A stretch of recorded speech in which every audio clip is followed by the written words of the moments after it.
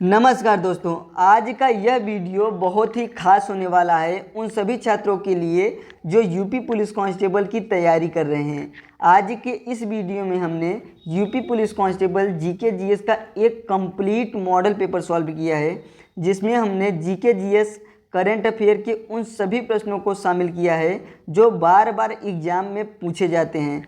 इस वीडियो को अंत तक जरूर देखना। इस वीडियो में हम न सिर्फ प्रश्न और उसके सही उत्तर देखेंगे, बल्कि हर प्रश्न के साथ आपको कुछ एक्स्ट्रा पॉइंट बताऊंगा जो आपकी तैयारी को और भी मजबूत बनाएगा।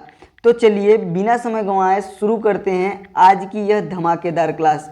इस वीडियो को अंत तक जरूर देखिएगा, क्योंकि आखिरी प्रश्न आपके लिए काफ़ी चैलेंजिंग होता जाएगा। तो देखते हैं पहला सवाल पूछा गया है, अंतर्राष्ट्रीय योग दिवस कब मनाया जाता है? अंतर्राष्ट्रीय योग दिवस कब मनाया जाता है? इसका सही उत्तर हो जाएगा 21 जून को। Option number B right answer हो जाएगा 21 जून को। 2024 में 10वीं अंतर्राष्ट्रीय योग दिवस मनाया गया था। इसके बाद अगला प्रश्न पूछा गया है, काजीरंगा राष्ट्रीय उद्यान किस राज्य में है? काजीरंगा राष्ट्रीय उद्यान किस राज्य में है? इसका सही उत्तर हो जाएगा असम। असम में काजीरंगा राष्ट्रीय उद्यान स्थित है। यह उद्यान एक सींग वाले गैंडे के लिए विश्व प्रसिद्ध माना जाता है। यह प्लस पॉइंट जरूर याद रखना कि यह राष्ट्रीय उद्यान एक सींग वाले गैंडे के लिए बहुत ही प्रसिद्ध है। इसके बाद अगला प्रश्न पूछा गया है, भारत के किस राज्य को चीनी का कटोरा कहा जाता है? भारत के किस राज्य को चीनी का कटोरा कहा जाता है? इसका सही उत्तर हो जाएगा उत्तर प्रदेश को। उत्तर प्रदेश को चीनी का कटोरा कहा जाता है। उत्तर प्रदेश भारत में गन्ने का सबसे बड़ा उत्पादक है। यह बहुत ही जरूरी प्रश्न है, इसको भी याद रखिएगा। इसके बाद अगला प्रश्न पूछा गया है, अगला 4 नंबर प्रश्न है, विटामिन सी का सबसे बड़ा स्रोत क्या है? विटामिन सी का सबसे बड़ा स्रोत क्या है? इसका सही उत्तर हो जाएगा आंवला। विटामिन सी का सबसे अच्छा स्रोत आंवला है। Option number B right answer हो जाएगा आंवला। विटामिन सी का रासायनिक नाम एस्कॉर्बिक एसिड है, इसको भी याद रखिएगा। इसके बाद अगला 5 नंबर प्रश्न है, सौर मंडल का सबसे बड़ा ग्रह कौन सा है? सौर मंडल का सबसे बड़ा ग्रह कौन सा है? इसका सही उत्तर हो जाएगा Brihaspati. Option number D right answer हो जाएगा बृहस्पति सौर मंडल का सबसे बड़ा ग्रह है। बृहस्पति के पास सबसे ज़्यादा प्राकृतिक उपग्रहों में से एक है। अगला 5 नंबर प्रश्न है, सौर मंडल का सबसे बड़ा ग्रह कौन सा है? सौर मंडल का सबसे बड़ा ग्रह कौन सा है? तो बृहस्पति सौर मंडल का सबसे बड़ा ग्रह है। इसके बाद अगला प्रश्न पूछा गया है, अगला 6ठा नंबर प्रश्न है, आगरा का किला किसने बनवाया था? आगरा का किला किसने बनवाया था? तो इसका सही उत्तर हो जाएगा अकबर ने। अकबर ने आगरे के किले को बनवाया था, अकबर ने। Option number B right answer हो जाएगा अकबर ने। आगरा का किला यूनेस्को की विश्व धरोहर सूची में भी शामिल है, इसको भी याद रखिएगा। इसके बाद अगला 7वां नंबर प्रश्न पूछा गया है, कंप्यूटर का जनक किसे कहा जाता है? कंप्यूटर का जनक किसे कहा जाता है? तो चार्ल्स बेबेज को कंप्यूटर का जनक कहा जाता है। Option number B right answer हो जाएगा चार्ल्स बेबेज को कंप्यूटर का जनक कहा जाता है। इन्होंने ही पहला मैकेनिकल कंप्यूटर डिजाइन किया था। चार्ल्स बेबेज ने पहला मैकेनिकल कंप्यूटर डिजाइन किया था, इसको भी याद रखिएगा। इसके बाद अगला 8 नंबर प्रश्न पूछा गया है, भारत की सबसे लंबी नदी कौन सी है? भारत की सबसे लंबी नदी कौन सी है? तो Ganga. Option number C right answer हो जाएगा, भारत की सबसे लंबी नदी गंगा है। गंगा नदी की कुल लंबाई 2525 किलोमीटर है, इसको भी याद रखिएगा, एग्जाम में बहुत बार पूछा गया है। इसके बाद अगला प्रश्न पूछा गया है, भारतीय संविधान का हृदय और आत्मा किस अनुच्छेद को कहा जाता है? तो अनुच्छेद 32 को भारतीय संविधान का हृदय और आत्मा कहा जाता है। डॉक्टर अंबेडकर जी ने इसे संविधान की आत्मा कहा था, अनुच्छेद 32 को। अगला 10 नंबर प्रश्न है, हाल ही में चंद्रमा के दक्षिणी ध्रुव पर सफलतापूर्वक उतरने वाला पहला देश कौन सा है? हाल ही में चंद्रमा के दक्षिणी ध्रुव पर सफलतापूर्वक उतरने वाला पहला देश कौन सा है? तो इसका सही उत्तर हो जाएगा भारत। भारत ने हाल ही में चंद्रयान 3 को लॉन्च किया था, जो चंद्रमा के दक्षिणी ध्रुव पर उतरने वाला पहला देश बन गया है। अगला प्रश्न है मधुशाला किसकी प्रसिद्ध रचना है? मधुशाला किसकी प्रसिद्ध रचना है? इसका सही उत्तर है हरिवंश राय बच्चन की। मधुशाला हरिवंश राय बच्चन की एक प्रसिद्ध रचना है। हरिवंश राय बच्चन प्रसिद्ध अभिनेता अमिताभ बच्चन जी के पिताजी हैं हरिवंश राय बच्चन।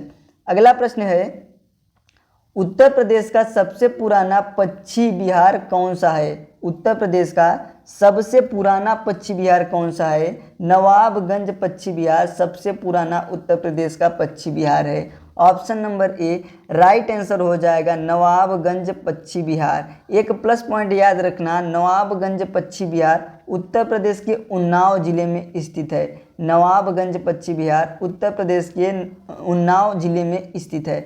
नेक्स्ट प्रश्न है मेक इन इंडिया कार्यक्रम की शुरुआत कब हुई थी? मेक इन इंडिया कार्यक्रम की शुरुआत कब हुई थी? इसका राइट आंसर हो जाएगा 25 सितंबर 2014 को। 25 सितंबर 2014 को मेक इन इंडिया कार्यक्रम की शुरुआत हुई थी। इसका मुख्य उद्देश्य भारत को ग्लोबल मैन्युफैक्चरिंग बनाने का प्लान था। इसके बाद अगला प्रश्न है भारत में ऊन उद्योग का हब किसे माना जाता है? भारत में ऊन उद्योग का हब किसे माना जाता है? इसका सही उत्तर है लुधियाना को। लुधियाना को भारत में ऊन उद्योग का हब माना जाता है। लुधियाना जो कि पंजाब में आता है। इसके बाद अगला 15 नंबर प्रश्न है सिंधी भाषा में भारत के संविधान का नवीनतम संस्करण किसने जारी किया? सिंधी भाषा में भारत के संविधान का नवीनतम संस्करण किसने जारी किया? इसका सही उत्तर है CP Radhakrishnan. CP Radhakrishnan. Option number C right answer हो जाएगा सीपी राधाकृष्णन। इसे संविधान के समावेशी स्वरूप को बढ़ावा देने के लिए जारी किया गया था। इसके बाद अगला प्रश्न है अगला 16 नंबर प्रश्न है त्रिवेणी संगम उत्तर प्रदेश के किस शहर में स्थित है? त्रिवेणी संगम उत्तर प्रदेश के किस शहर में स्थित है? इसका सही उत्तर है प्रयागराज में। Option number C right answer हो जाएगा प्रयागराज में त्रिवेणी संगम स्थित है।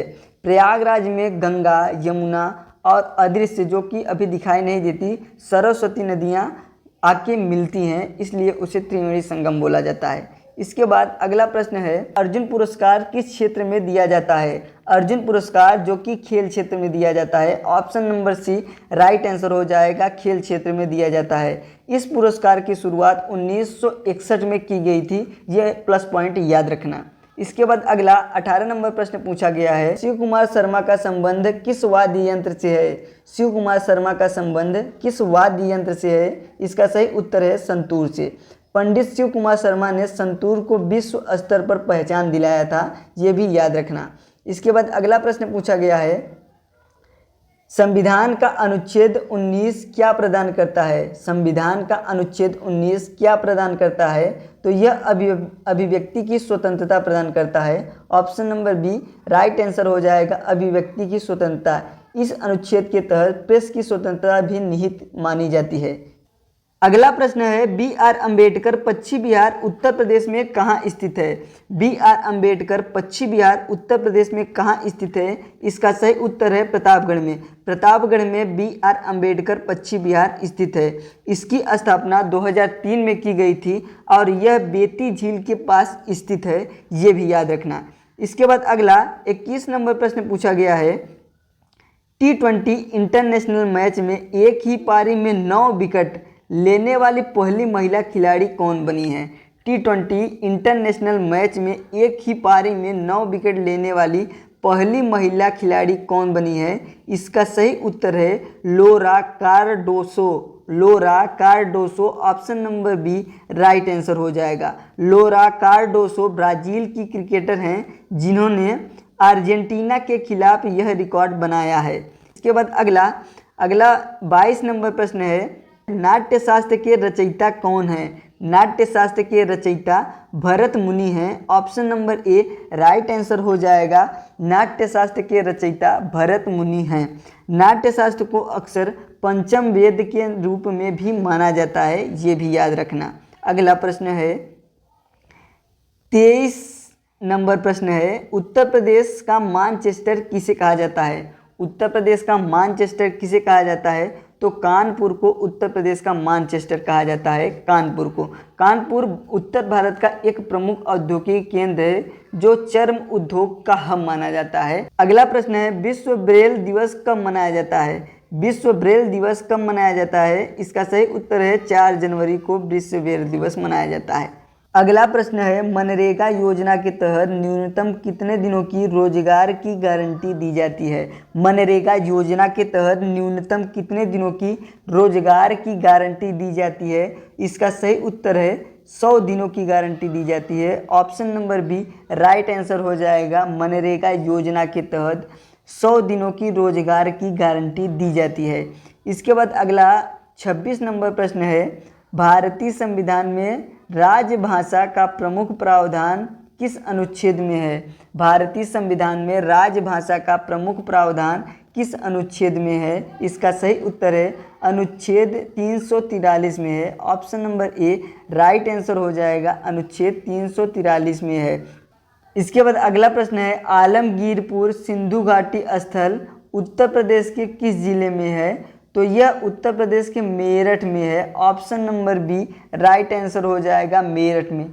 यह हिंडन नदी के किनारे स्थित है और यह हड़प्पा सभ्यता का सबसे पूर्वी छोर माना जाता है। इसके बाद अगला प्रश्न है, 28 नंबर प्रश्न है, भारत का पहला प्रोटोटाइप फास्ट ब्रीडर रिएक्टर कहाँ स्थापित किया गया? भारत का पहला प्रोटोटाइप फास्ट ब्रीडर रिएक्टर कहाँ स्थापित किया गया? इसका सही उत्तर है कलपक्कम में स्थापित किया गया है। भारत का पहला prototype fast breeder reactor Kalpakkam में स्थापित किया गया है। यह तमिलनाडु में स्थित है और परमाणु ऊर्जा क्षेत्र में भारत की एक बहुत ही बड़ी उपलब्धि है। इसके बाद अगला 29 नंबर प्रश्न पूछा गया है। 29 नंबर प्रश्न है, पिंक सहेली स्मार्ट कार्ड योजना किस केंद्र शासित प्रदेश ने शुरू की है? पिंक सहेली स्मार्ट कार्ड योजना किस केंद्र शासित प्रदेश ने शुरू की है? तो इसे दिल्ली ने शुरू की है। Option number C right answer हो जाएगा, दिल्ली ने शुरू की है। मार्च 2026 में लॉन्च यह कार्ड महिलाओं और ट्रांसजेंडरों को दिल्ली की बसों में मुफ्त और असीमित यात्रा के लिए सुविधा देता है। अगला 30 नंबर प्रश्न है, बाणगंगा महोत्सव किस राज्य में मनाया जाता है? तो यह महाराष्ट्र में मनाया जाता है बाणगंगा महोत्सव। नेक्स्ट प्रश्न है, आईपीएल इतिहास की सबसे महंगी टीम कौन सी है? आईपीएल इतिहास की सबसे महंगी टीम रॉयल चैलेंजर बेंगलुरु है, आरसीबी। आईपीएल इतिहास की सबसे महंगी टीम आरसीबी है। अगला 32 नंबर प्रश्न है, भगवान बुद्ध ने अपना पहला उपदेश कहाँ दिया था? भगवान बुद्ध ने अपना पहला उपदेश सारनाथ में दिया था। सारनाथ में। Option number C right answer हो जाएगा। इस पहले उपदेश की घटना को धर्मचक्र प्रवर्तन कहा जाता है। इस पहले उपदेश की घटना को धर्मचक्र प्रवर्तन की घटना कहा जाता है। इसके बाद अगला प्रश्न है, सूरज कुंड शिल्प मेला हरियाणा में किस महीने में आयोजित होता है?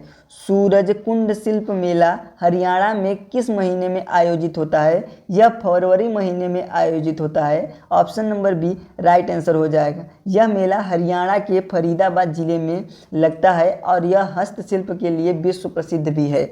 इसके बाद अगला प्रश्न है, नीति आयोग का अध्यक्ष कौन होता है? नीति आयोग का अध्यक्ष कौन होता है? नीति आयोग का अध्यक्ष प्रधानमंत्री जी होते हैं।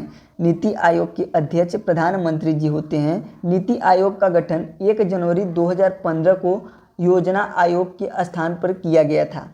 अगला 35 नंबर प्रश्न है, गबन और गोदान किसकी प्रमुख रचनाएं हैं? गबन और गोदान मुंशी प्रेमचंद्र जी की प्रमुख रचनाएं हैं। मुंशी प्रेमचंद्र जी का वास्तविक नाम धनपत राय श्रीवास्तव था। इसके बाद अगला प्रश्न पूछा गया है, राष्ट्रीय सुरक्षा दिवस कब मनाया जाता है? राष्ट्रीय सुरक्षा दिवस 4 मार्च को मनाया जाता है। यह दिवस राष्ट्रीय सुरक्षा परिषद एनएससी की स्थापना के उपलक्ष्य में मनाया जाता है। ये बात याद रखना। इसके बाद अगला प्रश्न है, उत्तर प्रदेश का सबसे पुराना ताप विद्युत केंद्र हरदुआगंज कहाँ स्थित है? उत्तर प्रदेश का सबसे पुराना ताप विद्युत केंद्र हरदुआगंज कहाँ स्थित है? यह अलीगढ़ में स्थित है। Option number B right answer हो जाएगा, अलीगढ़ में। इसकी स्थापना 1942 में की गई थी और यह अलीगढ़ जिले के कासिमपुर में स्थित है। इसके बाद अगला प्रश्न है, अगला प्रश्न क्या है, आप सभी लोग याद रखना है, लर्नोवा चैनल से जुड़े रहने के लिए छात्रों को क्या करना चाहिए? वीडियो को लाइक करना चाहिए, कमेंट करना चाहिए, चैनल को सब्सक्राइब करना चाहिए या सभी? तो इसका सही उत्तर हो जाएगा उपरोक्त सभी। आप सभी को चैनल को लाइक, सब्सक्राइब, शेयर ये सब कुछ करना चाहिए। तो उम्मीद करते हैं आज की यह क्लास आप सभी को समझ में आई होगी। आज के इस वीडियो में हमने यूपी पुलिस कांस्टेबल के जीके जीएस के एक मॉडल पेपर सॉल्व किया है, जो कि 2026 में आने की बहुत ही ज़्यादा संभावनाएं हैं। यहाँ से आपके कम से कम 3 से 4 क्वेश्चन जरूर आएंगे, इसकी मैं गारंटी देता हूँ। इसके बाद नेक्स्ट वीडियो में मिलता हूँ, तब तक के लिए बाय बाय, टेक केयर।